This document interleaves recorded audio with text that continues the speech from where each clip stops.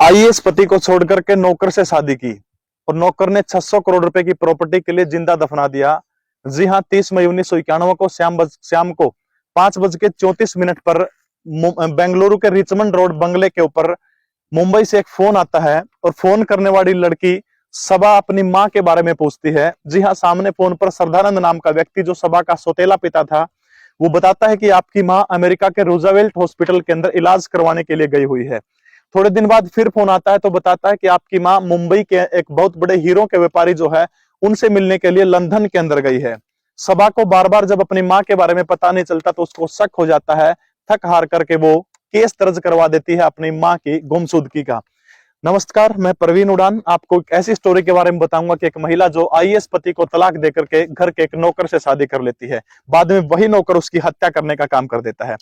दोस्तों, आपने मैसूर राजघराने का नाम सुना होगा। मैसूर राजघराने के एक दीवान हुआ करते थे जिसका नाम था इस्माइल मिर्जा, जो 1926 से लेकर के 1941 तक मैसूर राजघराने के दीवान हुआ करते थे। बहुत सारी प्रॉपर्टी के मालिक हुआ करते थे। उनके एक पोती हुआ करती थी जिनका नाम था शाकिरा खलीली। दोस्तों, बहुत कम उम्र में शाकिरा खलीली की शादी जो है वो अपने चचेरे भाई अकबर खलीली से हो जाती है। और ये अकबर खलीली जो है आईएएस हुआ करते थे, भारतीय प्रशासनिक सेवा के अधिकारी थे। थोड़े दिनों बाद जो है इनकी पोस्टिंग जो है ऑस्ट्रेलिया के अंदर भारत के हाई कमिश्नर के रूप में हो जाती है। धीरे धीरे करके विदेशों में भारत के राजदूत रहे। शादी के ठीक 25 साल के बाद इनकी जो पोस्टिंग है वो ईरान के अंदर आ जाती है। अकबर मिर्जा की पोस्टिंग ईरान के अंदर आ जाती है। और ईरान के अंदर जब वो चले गए तो पीछे से उनकी पत्नी जो है शाकिरा खलीली, उनके अंदर एक खालीपन आ जाता है। उस खालीपन की जगह को भरने के लिए एक नौकर है जिसका नाम है मुरली मनोहर मिश्रा। ये पूर्व में मैसूर राजघराने का नौकर हुआ करता था। इसको सब पता था कि शाकिरा खलीली के नाम 600 करोड़ रुपए की प्रॉपर्टी है, इसलिए धीरे धीरे वो नजदीकियां बनानी शुरू कर देता है और अपना नाम और रूप बदल करके अपना नाम स्वामी श्रद्धानंद रख लेता है। और उसके बाद धीरे धीरे करके शाकिरा खलीली से वो रिश्ते बढ़ाने शुरू कर देता है। अकेले दोनों मिलना शुरू कर देते हैं। धीरे धीरे क्या होता है, जब 1986 के अंदर ईरान से आईएएस अधिकारी, वहां के राजदूत रह चुके अकबर मिर्जा वापस हिंदुस्तान लौटते हैं तो तलाक की पूरी पटकथा लिखी जा चुकी थी। आते ही तलाक के कागजात तैयार थे, हस्ताक्षर करके तलाक हो जाता है। और इस दौरान उनको जो है अकबर और शाकिरा के दोनों के जो है 4 बेटियां थी। 4 में से बड़ी बेटी सबा जो थी, उन सारी बेटियों के साथ में शाकिरा जो है श्रद्धानंद के साथ में शादी करने के बाद में रिश्ते तोड़ने का काम कर लेती है। किसी प्रकार का उनसे कोई भी रिश्ता नहीं रहता। अब अप्रैल 1991 की बात है। श्रद्धानंद का सारा जो मामला था उसकी प्रॉपर्टी के ऊपर था। 600 करोड़ रुपए की प्रॉपर्टी वो हड़पना चाहता था। अप्रैल 1991 के दिन चाय पिलाता है वो और चाय के अंदर नींद की गोलियां डाल देता है। उससे पहले वो एक आंगन के अंदर, घर के आंगन में गड्ढा खुदवाता है और उसी आंगन के अंदर जो है एक बॉक्स पहले से इंतजामात किया हुआ था। उस बॉक्स के अंदर जो है जिंदा शाकिरा को, जो जिंदा थी, उसको बॉक्स के अंदर डाल करके गड्ढे के अंदर दफना देता है। और दफनाने के बाद में किसी को नहीं पता कि वो कहां चली गई। आखिर में कुछ दिन बाद बड़ी बेटी सबा खलीली फोन करती है अपने पिता को, सौतेले पिता को, और पूछती है अपनी मां के बारे में।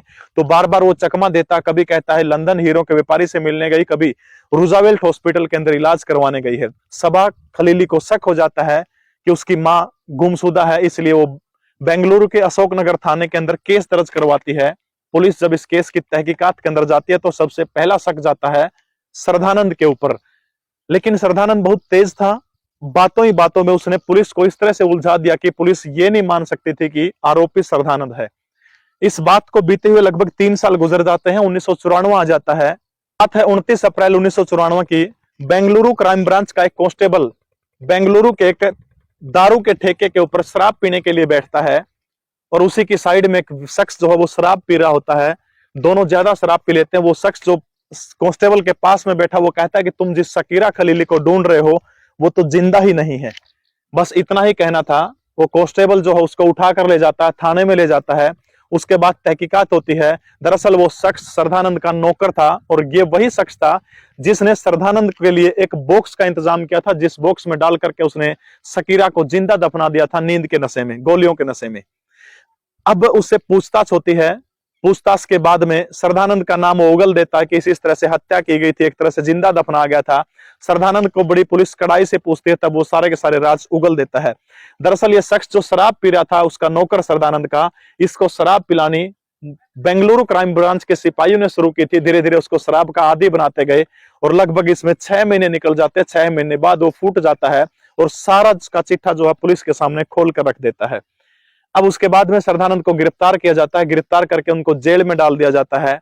धीरे धीरे 1994 से साल 2005 आ जाता है। 2005 में उसको फांसी की सजा होती है। लेकिन आपको भारतीय न्यायपालिका का पता है कि फांसी की सजा होने के बाद उसकी सजा जो थी वो उम्र कैद में तब्दील की जाती है। दोस्तों, ये हिंदुस्तान का एकमात्र ऐसा हिंदुस्तान का पहला मामला था जब डीएनए के आधार पर यह तय किया गया था कि मरने वाला कौन है। पहली बार हिंदुस्तान के अंदर कब्र की खुदाई करते समय वीडियो बनाने का काम किया गया था। ये पहले मामले थे। 2005 में उसके बाद वो याचिका लगाता है कि उसकी जो सजा जो है उम्र कैद कर दी जाए और ये बात सुप्रीम कोर्ट मान जाता है। तब उनकी जो कैद जो है वो आजीवन उम्र कैद के अंदर बीत जाती है। 2022 के अंदर 29 साल तक उस जेल के अंदर रहा और 2022 के अंदर उसने गुहार लगाई कि मैं बिना पैरोल के, यानी एक दिन भी मैंने जेल से बाहर का समाज नहीं देखा, 29 साल लगातार जेल में सड़ रहा हूं, मुझे पैरोल दी जाए, मुझे छोड़ दिया जाए, जैसे राजीव गांधी के हत्यारों को छोड़ने का काम किया गया है। लेकिन सुप्रीम कोर्ट ने इस बात को नहीं माना। आज भी 2023 के अंदर जो है श्रद्धानंद जेल के अंदर है। अभी इनके ऊपर एक वेब सीरीज बनी है जिसका नाम है डांसिंग ऑन द ग्रेव। ये दुनिया के 250 मुल्कों के अंदर रिलीज हुई है। दोस्तों, ये सच्ची कहानी आपको कैसे लगी कमेंट जरूर करें। जय हिंद, भारत माता की जय।